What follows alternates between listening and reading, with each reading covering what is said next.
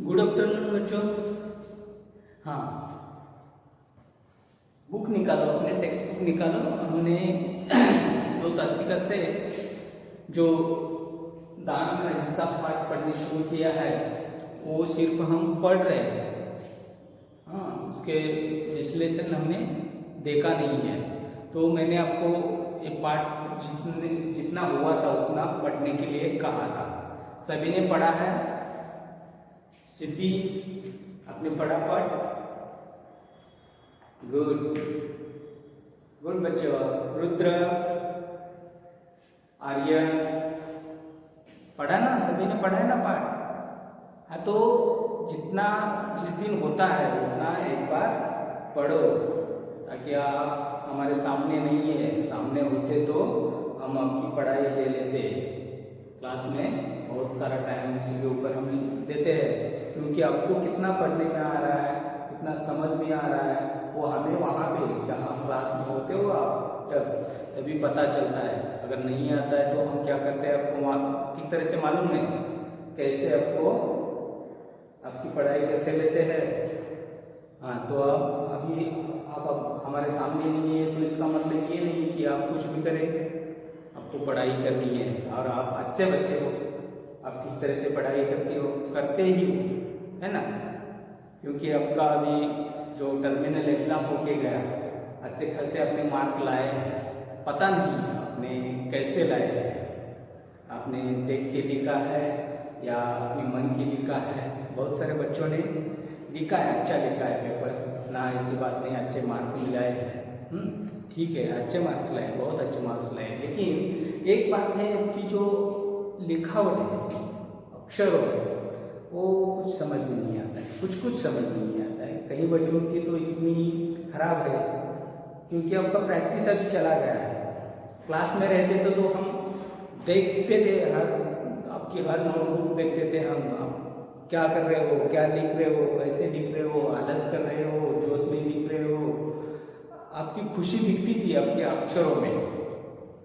आप खुश हो के लिख रहे हो या नाराज हो के लिख रहे हो, ये बात सच्ची है। आप जो जैसे भी अक्षर लिखते हो उससे अपना पूरा कैरेक्टर समझ में आता है, आपका मूड समझ में आता है, किस मूड में लिखा है, अच्छी मूड में लिखा है या आलस में लिखा है, नींद में लिखा है, कैसे लिखा है, आपको हमें समझ में आता है। तो आप जो होमवर्क लिखते हो तो वो तो ढंग से लिख के भेजो, और उसकी जो फोटो क्लिक करके भेज रहे हो वो ठीक ढंग से, यानी कि प्रॉपर ऐसे कैमरा, इसके ऊपर ऐसा कैमरा पकड़ के ही फोटो निकाला करो, तभी फोटो अच्छी आती है। हाँ, ऐसा क्रॉस पकड़ के निकाला तो ऐसा ऊपर वहाँ ऐसा पर्सपेक्टिव दिखता है, तो आगे का कुछ दिखता ही नहीं है।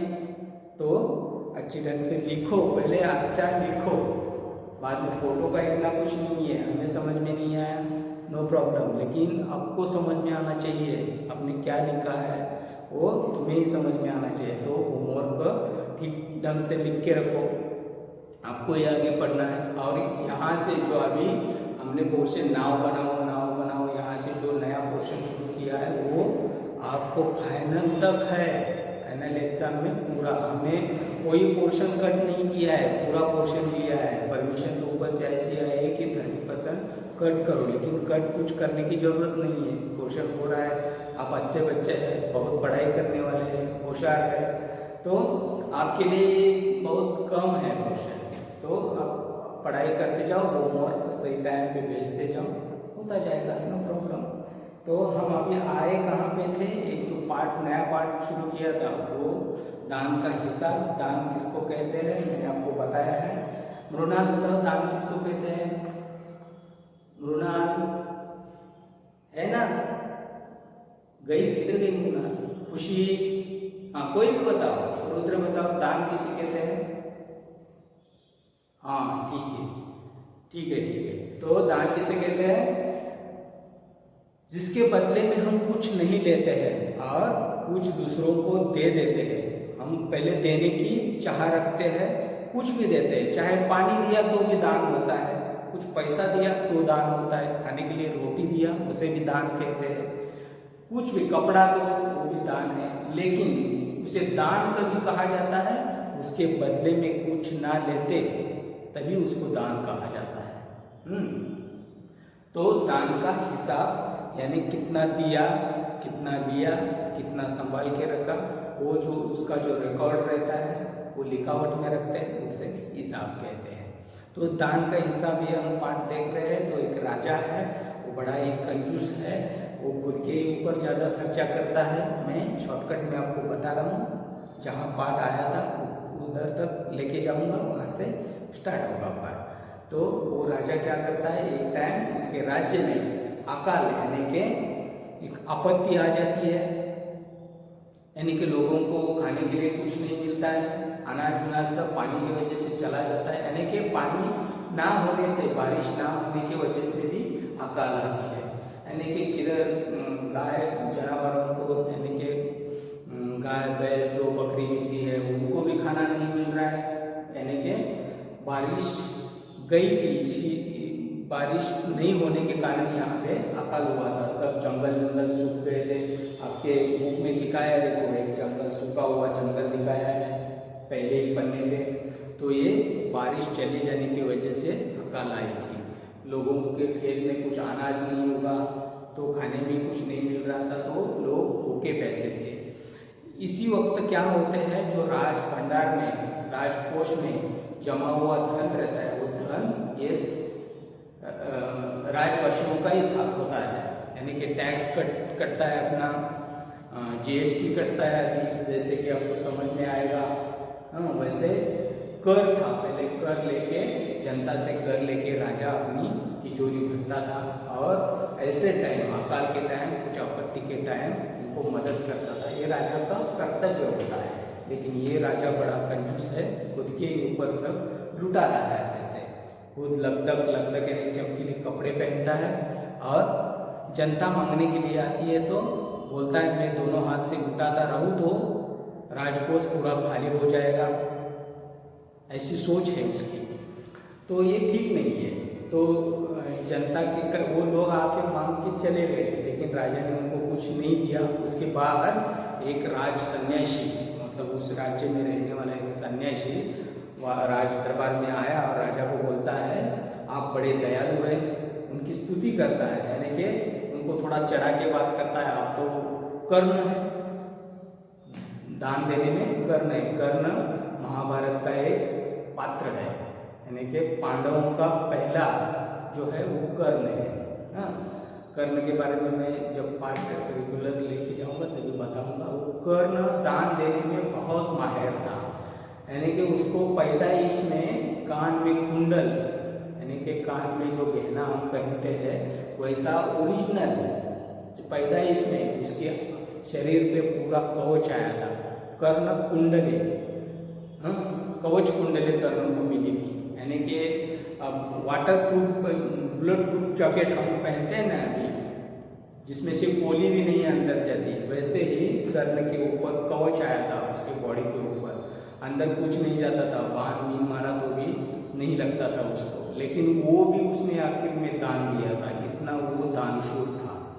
कर्ण तो खुले हाथ से देने वाला था, इसलिए वो प्रसिद्ध हो गया। उसका नाम हो गया था कर्ण का कि ये दानशूर है। वैसे ही ये साधु महाराज क्या करते हैं, इस सन्यासी राजा को चढ़ा के बोलते हैं आप तो दान देने में बड़े कर्ण महाराज है, कर्ण के भी ऊपर है, ऐसे चढ़ा के बोलते। तो राजा बोलता है देखो ये कुछ मांगने के लिए आया है, तो ऐसा में पिक्चर ये सन्यासी राजा के पास मांग रहा है।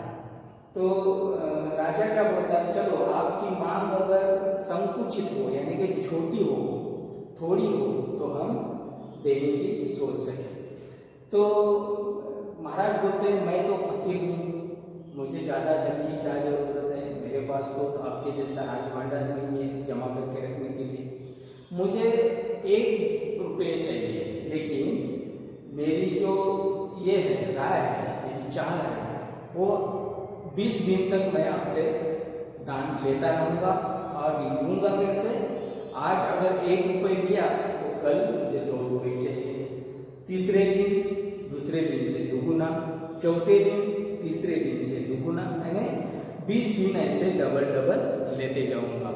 तो ऐसा देने की राजा खुश हो गया, राजा का प्रधान यानी राजमंत्री भी खुश हो गया। अरे सिक्के भी कितना मांग रहा है, हर दिन 1 रुपया मांग रहा है, 1 रुपया मांग रहा है, लेकिन हर दिन दुगुना ऐसा 20 दिन की मांग रहे, किसकी, सन्यासी की। तो राजा खुश होके अनुमति दे देता है। अनुमति तो दिया, लेकिन राज भंडारी जो था, राज भंडारी किसे कहा है, जो राजकोष है, क्या राजा का तिजोरी है, वो संभालने वाला जो प्रमुख है उसे राज भंडारी कहते हैं। हिसाब किताब लिखने वाला राजा का जो राज भंडारी है, राज भंडारी तिजोरी संभालने वालों को राज भंडारी कहा है। और एक मुख्य प्रधानमंत्री होता है। तो 10 दिन तक तो दुगुना देते चला गया, राज भंडारी ने दिया। 10-12वें दिन उसको समझ में आया कि अरे बहुत सारा तिजोरी खाली हो रहा है, बहुत सारा धन निकल रहा है तिजोरी से। तो वो प्रधान जी को जाके बोलता है, देखो ऐसा ऐसा हो रहा है राजकोष से, तो अभी तक राजा ने इतना धन किसी को दिया ही नहीं, अभी ये सुन के तो राजा को चक्कर आ जाएगी।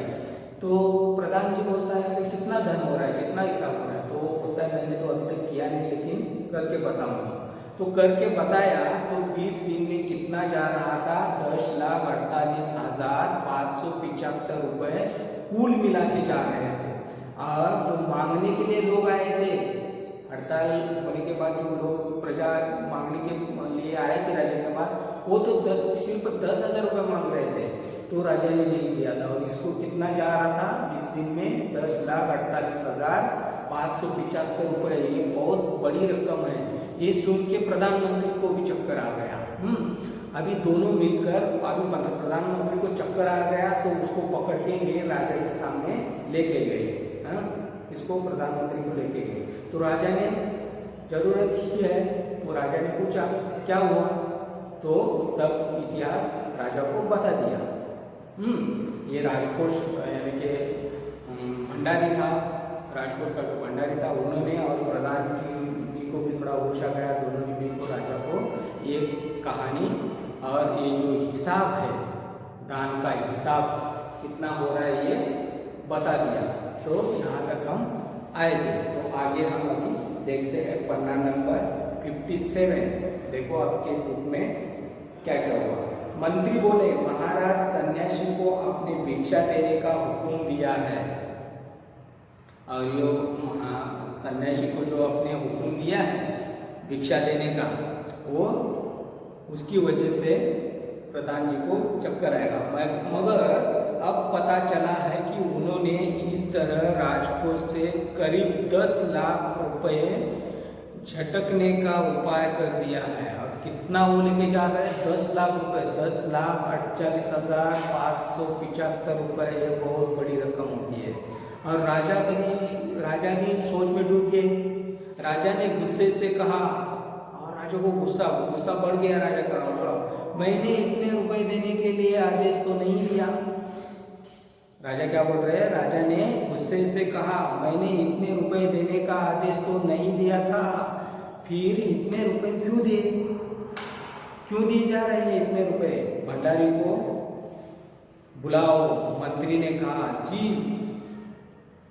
सब कुछ आपके हुक्म के अनुसार ही हुआ, सब कुछ आपके हुक्म के अनुसार ही हुआ है। आप खुद ही दान का हिसाब देख लीजिए, खुद ही दान का हिसाब देख लीजिए। हर दिन दुगुना लेके कैसा धन बढ़ता जा रहा है, आप खुद ही देख लीजिए, तभी आपको पता चलेगा। आपको पहले शुरुआत में तो वो 1 रुपया मामूली सा लगा है, लेकिन उनकी चाह क्या थी, 20 दिन, हर दिन, पहले दिन से दूसरे दिन दुगुना, दूसरे दिन से तीसरे दिन दुगुना, तीसरे दिन से चौथे दिन दुगुना, ऐसे 20 दिन तक ये जो साधु महाराज है वो आपसे धन लेने की उन्होंने अनुमति दी है, और आपने ऐसा फरमाया है, हमें ऐसी इजाजत दी है अपने।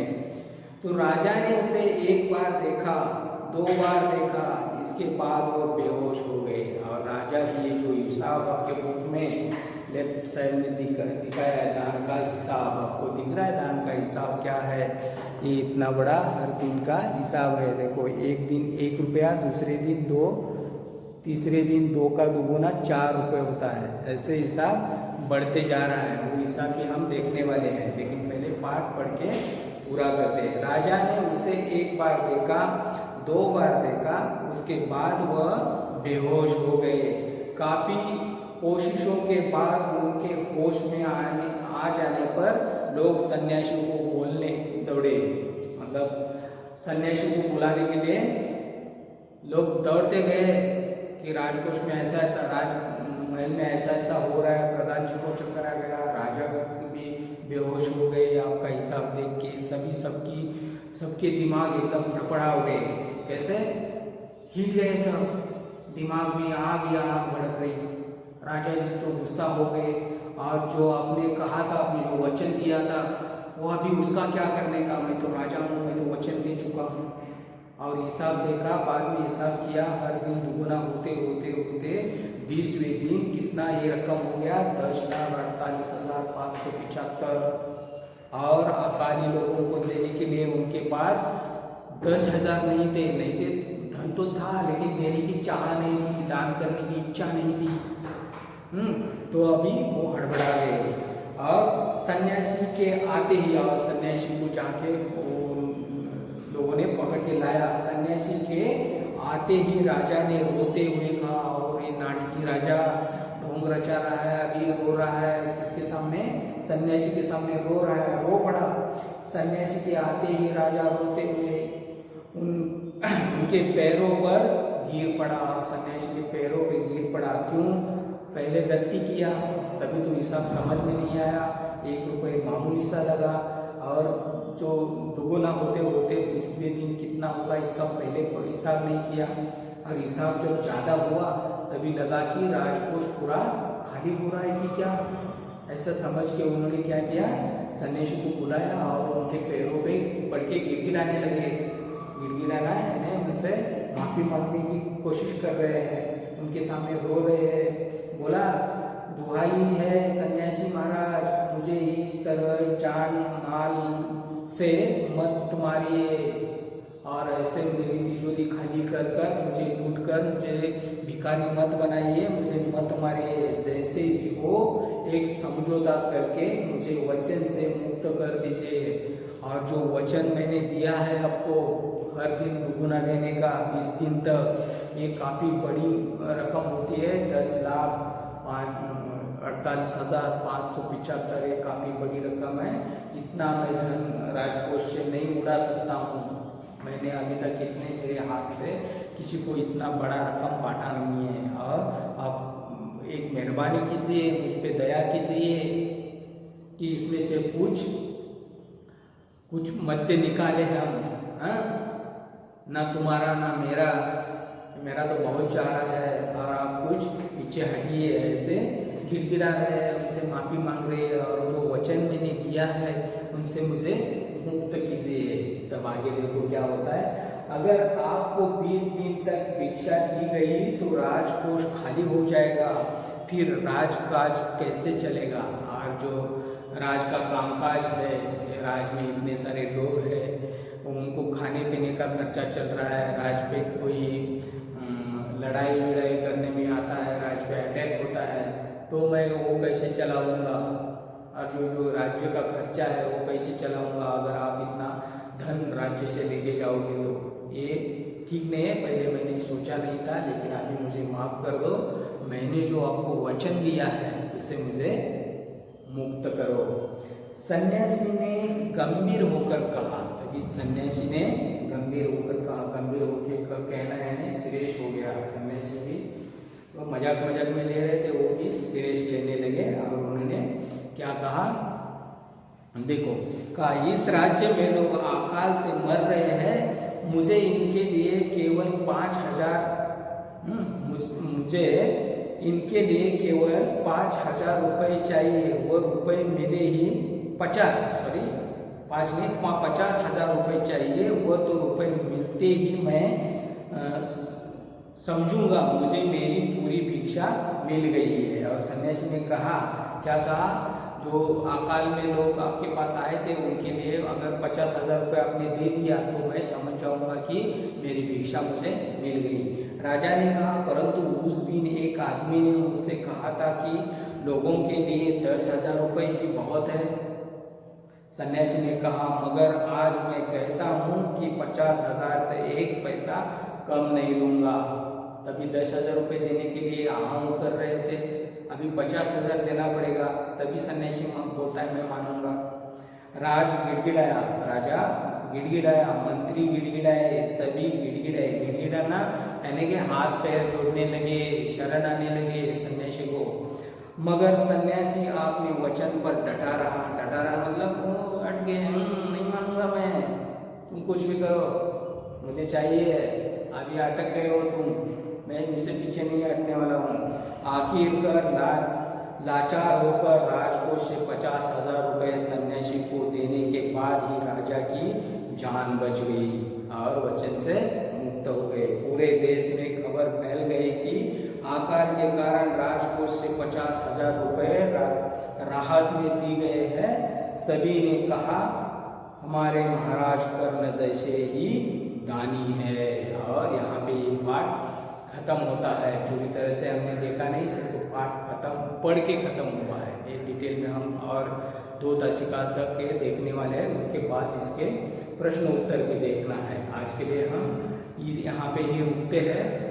साधु महाराज ने कैसे कैसे राजा से पैसा वसूल किया, ये कहानी इसमें है, यानी दान का हिसाब कैसे बढ़ता गया वो भी इसमें दिखाया है। तो ये पाठ पूरी तरह से पढ़ो, कुछ समझ में नहीं आता है, अदिति प्रांजल समझ में जो आता है वो समझाओ, नहीं समझ में आ रहा है वो मुझे अगली दशका से पूछना है, तुम्हें सवाल करते जाओ, मैं जवाब देता जाऊंगा। ठीक है, आज हम यहाँ पे रुकते हैं। आपका दिन शुभ गुजरे। धन्यवाद।